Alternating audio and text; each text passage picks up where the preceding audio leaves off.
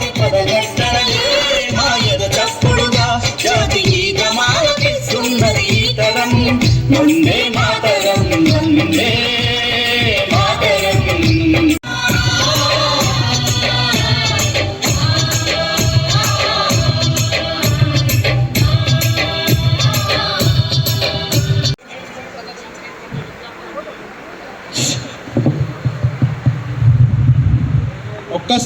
ఒక్కసారి గట్టిగా కరతాళ ధ్వనులు. చాలా చక్కటి పాటను మన ముందు ప్రదర్శించారు కేజీబీవి కల్వకుర్తి విద్యార్థులు.